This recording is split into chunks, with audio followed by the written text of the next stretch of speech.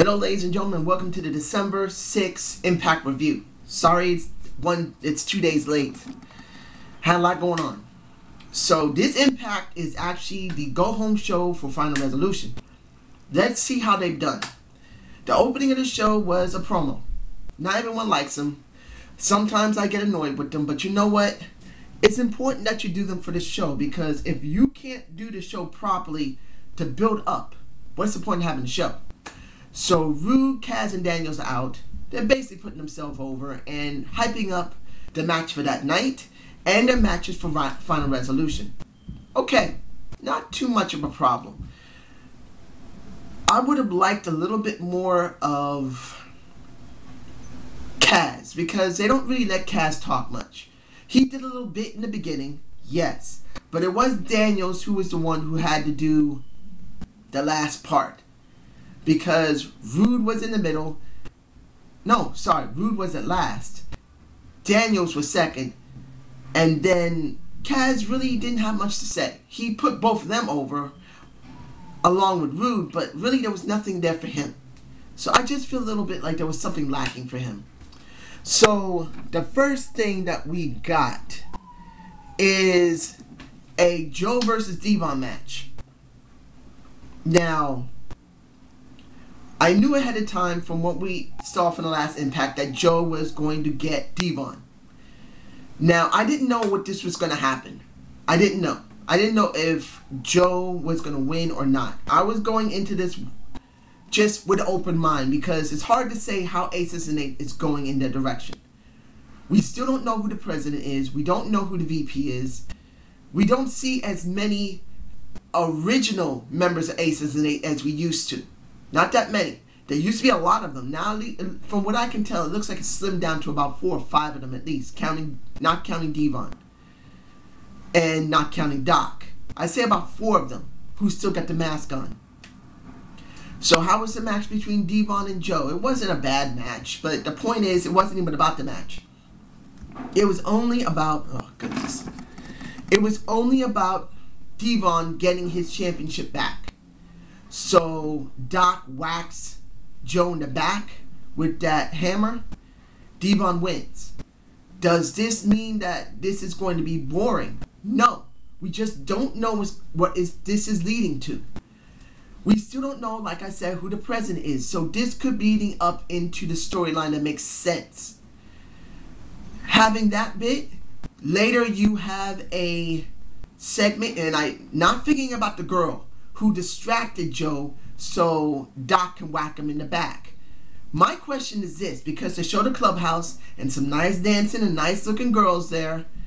The question is, are one of these girls or are a few of these girls going to be used in the knockouts? Because this would actually be quite interesting. If we have more than one or even one woman who's in the knockouts from Aces and Eights, it would actually give more depth to the Aces and Eights storyline, because we need more than just what's going on with the men. I'm hoping one of these women, or all 4 of them, will be included in the knockouts division, particularly what happened the rest of the night, because we actually need it. We need new blood in the knockouts. Now the clubhouse scene, we have Devon basically with Doc nearby. Devon puts Doc over saying, don't worry about it, I got my belt, but now you're going to get your angle? No problem. We're doing good, boy. It's all right. VP comes up, and then Devon says, let's get to the dartboard for our next victim. And he says, no. Hell no. That's not done today. We got ourselves a hit, ladies and gentlemen. Money walks, and this is nice to see. He says bullshit talks. This is a problem with the WWE. Because they're PG rating, they can't go farther with it. I mean, they can talk a bit dirty, but nothing beyond the PG rating. You can see clearly that the TNA is meant for more mature audiences. Doesn't mean kids are not going to look at it. Let's be honest. There's going to be 12, 13, 14, 15-year-old kids going to watch this. And eventually you're going to hear some cursing on there, which is going to happen. But TNA understands something that the WWE is not doing anymore. You need to have a product that appeals to everyone. There's going to be stuff that's appealing for the kids eventually, if it isn't already there. But you need to appeal to your demographic, which is the 18 to 34, 35-year-old, I believe. If you don't appeal to them and give them some more mature material, they get bored. That's the reason why a lot of people are switching from WWE to TNA. So hearing that made me very happy. Just that one little cursing comment shows me that TNA wants to expand beyond a small rating that is meant for teenagers or for kids. They want to get the mature audience. So that was good. So the next thing we have the Brooke Hogan line. In other words, when we have Brooke Hogan in the backstage, we hear her talking to someone on the phone. I got you. I got your contract done. This is how it's going to go. You're in. That makes you question who could it be, because it's a knockout. I didn't think it would be anyone substantial, but at least it's someone. And when it led into the night when Mickie Jane came back, that was a good sign, because we already see Mickie Jane already, but now she gets the chance to talk. And sorry, ladies and gentlemen, we got papers sticking everywhere. The thing about the knockouts right now is that they're almost reflecting the WWE that they don't have good storylines and they're not allowed to talk very much. What brought TNA to the table was the X Division, as well as, this is not one of my better days. Sorry about this, ladies and gentlemen. The X Division and the knockouts was one of the mainstays that brought them to the dance.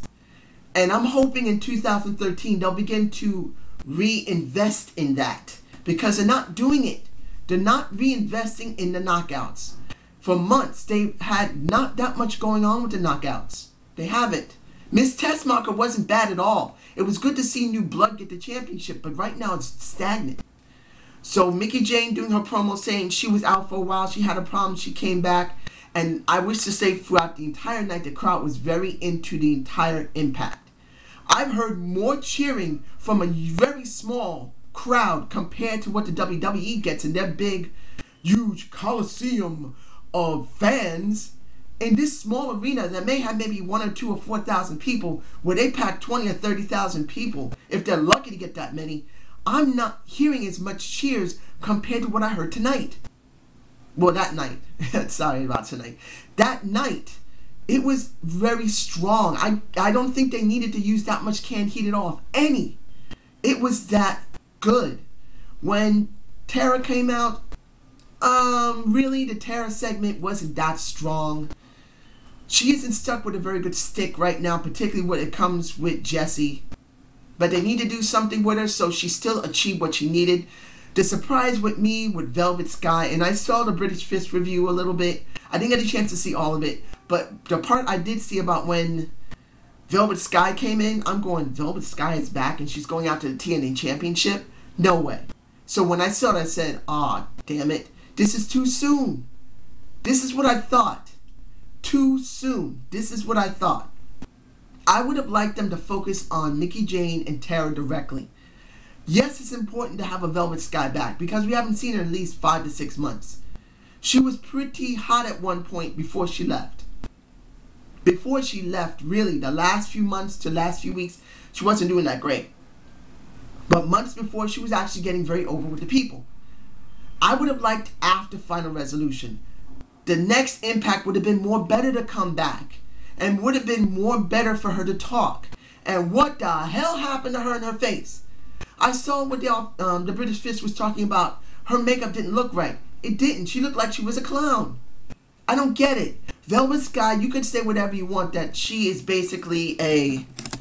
Sorry, my paper's slipping. She's basically a stripper. And I know that more than most people how strippers look. But not talking about that situation. They have to wear a certain type of makeup to become really interesting and appealing, and this is how she looked. Whoever did her makeup behind the scenes, if it was herself or someone else, really should never let her go out there. She just didn't look right. She looks sick. And she has a nice body. She doesn't have an ugly face. She's very pretty. She's better on the mic than she is as a wrestler. Right now, I would have liked her to have the talk afterward. Let them have the Final Resolution. Let Tara and Mickie Jane do what they needed to do. And then after that, bring her back. That would have gave it more impact. It seemed too clustered. It felt too messy, and I didn't like that. But it still led up in the final resolution and afterward. I really believe they didn't need to condense it that way. Now next, let's see here. We have the Dino Brown with Al Snow. And the line that I'd like to bring up on this, things that make you go, what the hell happened to Al Snow getting a Mickey in his drink? Getting something to eat. Because he told Dino Brown, I don't know what the hell happened. They're still checking the blood. I just went to my hotel. Then I went and got something to eat. And then I found myself in the hospital freaking out. I don't know what happened. And thank you for covering for me. He says, no problem, man. It's cool. And then they broke off from that. Something just don't feel right. You wonder what the hell's going on. Makes you think, you go, you don't know. Could this be a line that Al Snow is either lying about? If he's not lying about it, someone's trying to get Al Snow out of the picture so they can do something with Al Snow.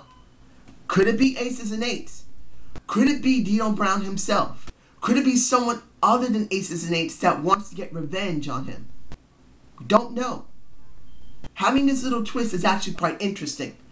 I don't know what this is going to lead, but it's way more interesting than I expect. It's still very early in its stages. It's still a little baby. So it's going to be hard to tell if this is going to work. If they go all the way through with it and do it properly, I will be very impressed. So I'm going to leave it at that. Now, we have the Coming, The Reckoning, January 3rd, 2013. The question is going to be, who is this? After hearing what Hulk Hogan had said in The Office when he saw Bully Ray, which I'll get to in a moment, when he spoke to Joseph Parks is supposedly in OVW. So if he's coming up through OVW, that means he's being seen there. He's being prominently seen there. He's going to be doing that for now. And then he'll be brought back to TNA as Joseph Park, not as the Abyss character. So the question is going to be here. Who is that? Are they going to be doing sporadic things between Abyss and Joseph Park? That means Joseph Park will be seen on OVW. Then we'll see Abyss come back. And they're going to switch back and forth until eventually the Abyss and Joseph Park must meet eventually in 2013 in some form of capacity. That's going to be a question mark. But if it's not Abyss, who could it be? Who could be the Blood and Reckoning? We don't know. It could be the man who should not be named, which is Jeff Jarrett. It could be someone that used to be someone really big in TNA that we haven't seen in an extremely long time. We just don't know. So eventually we will find this out. The next thing will be Chavo and Supermet versus the ETs. And I wish to say the promo in the beginning with ET, which is Robbie E and Robbie T. I'm calling them the ETs from now on because there's no point in calling these guys separate. They're like the extra testicle. They stick around with one another. If you never heard what the extra testicle is, look for Cheech and Chong. That'll tell you if you never heard that comment before. But I'm telling you right now, these two still need to be separated. I cannot stand these two together. They have a terrible stick. They've been together as Mike Tenay over a year. It's time to separate these guys from the hip. Cut the skin. Separate these Siamese twins. The match didn't last long. E.T. lost, but it did lead into something good, which was Joey Ryan coming out, and I believe he's beginning to get much better with his talking. This is what I thought the last week. Give Ryan more time to talk. He felt a little bit shaky at first, for me, because it looks like he's not used to doing it in front of a national stage. Not saying he was bad, he wasn't. But for me, it felt just like he felt a little apprehensive, at least at first. Now he doesn't feel that bad. And that's not bad. As he's talking, saying that we are going to take those belts from you, me and Matt Morgan, we're going to do what we need to do. Matt comes behind Supermet and Chavo and knocks their asses out. And then he says, watch, size matters for the big Matt Morgan and the big Joey Ryan flipping that little flipping that little belt over where his slong is, we are going to dominate. Okay, I didn't mind it. The Chavo and Superman backstage after that, I do have a problem with a gripe. Chavo did alright. I'm not saying that Chavo did bad, ladies and gentlemen. I'm not. He doesn't have the type of voice to make it extremely impactful. That's something he doesn't have. He doesn't have his uncle's voice, Eddie Guerrero. He doesn't. Eddie, I love you, man. But your nephew does not have that type of voice. But doesn't mean he can't still be impactful. The person I think should have talked should have been Hernandez. I've said this before when it came to Anarquia and it came to Mexican America. Anarquia just didn't have the strength. Now I know Hernandez himself isn't a big talker, but this is with his former tag team partner. This is with Matt Morgan. I would have liked him to say, I'm going to kick your effing ass, Matt. I would have liked that. I would have liked to see a little bit of the old past put into this, just a little bit. But it didn't happen. Doesn't mean it was a bad segment, but it could have been way better with Hernandez talking just a little bit. Seeing Hernandez just being quiet like the back guy, man, isn't enough. At least for me. Anyone else, I don't know. Leave a comment below to tell me if you felt like Hernandez needed to talk more. Now, Angle and Doc. Okay. Match was not bad at all. It wasn't. Doc did a good match. We know that Luke Gallows is not a bad at all wrestler. He's not. And you could see how he was working. But there was one funny thing in there. If anyone didn't notice, when you're on that mat and those bright lights, you sweat a lot.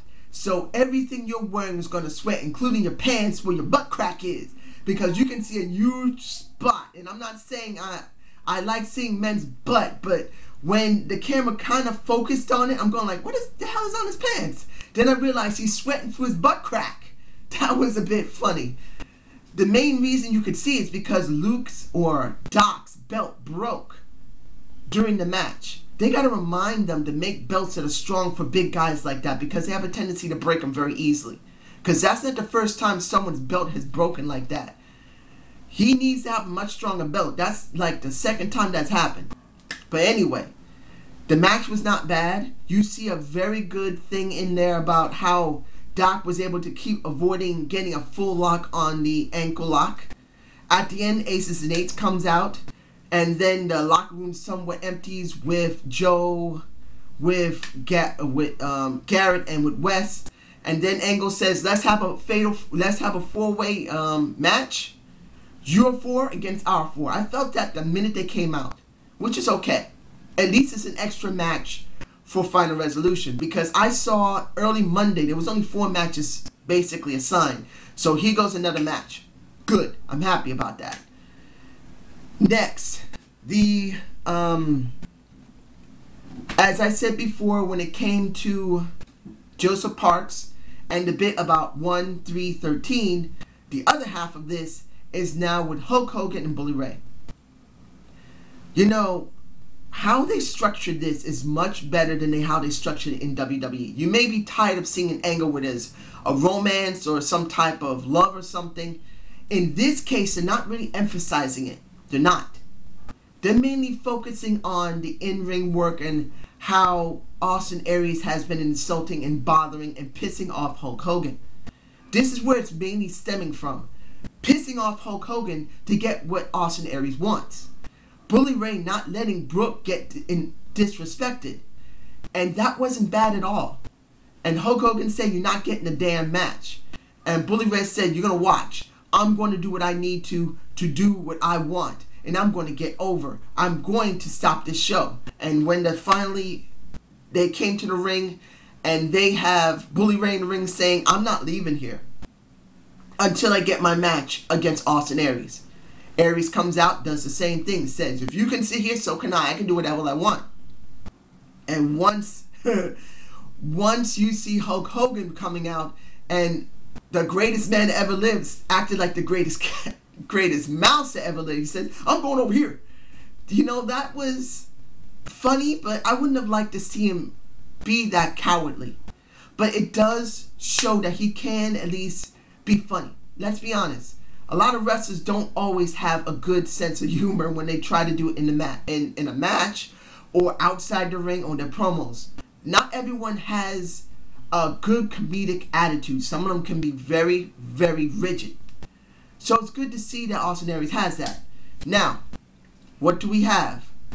Hogan gets in the ring with Bully Ray and say, you listen to me and you listen to me. He's talking about both of them. You're not getting your damn match. And he says to Bully Ray, you better get out of my ring or I'm going to either fire you or hand your ass to you. Bully Ray gets in his face and Brooke comes down, and I didn't notice how chesty Brooke is. I mean, I thought that she was kind of flattish. I didn't really notice. I've been pretty busy, ladies and gentlemen. But when she came down, I know that she's a very tall woman. She's almost as tall as her father. She is. I mean, she's in heels. She's at least 6 foot tall. She's not a small woman. But I never noticed how chesty she is. So, very nice, Brooke. She basically says, please don't do this. You don't understand about, oh man. Sorry, ladies and gentlemen. It's not one of my better days when it comes to tape. But when she said Bully Ray's actual name, that was a surprise. We don't usually hear Bully Ray's actual name. And finally, Hulk Hogan said, you know what? For all 3 of you, I've done this for 30 years. Pretty much he's saying this. He didn't really say it directly. You guys are making it so personal. I just want to get this damn thing over with. You got your damn match. Aries is happy. Bully Ray is happy. Brooke looked concerned. And that's it, which is actually not that bad. Brooke comes out and they make it very short. They didn't make it as long as what's going on in AJ and John Cena, which could be minutes. This was only less than a minute or so. I liked it. That was good. Good construction on a type of romance feud. At least for me. Anyone else? Give me a comment below and tell me, dude, they do way worse. I want to know. So the last bit will be, oh wait a minute, there's more. The X Division #1 contenders match. Iron Kaz and the King. Good match. And now, long live the King, baby.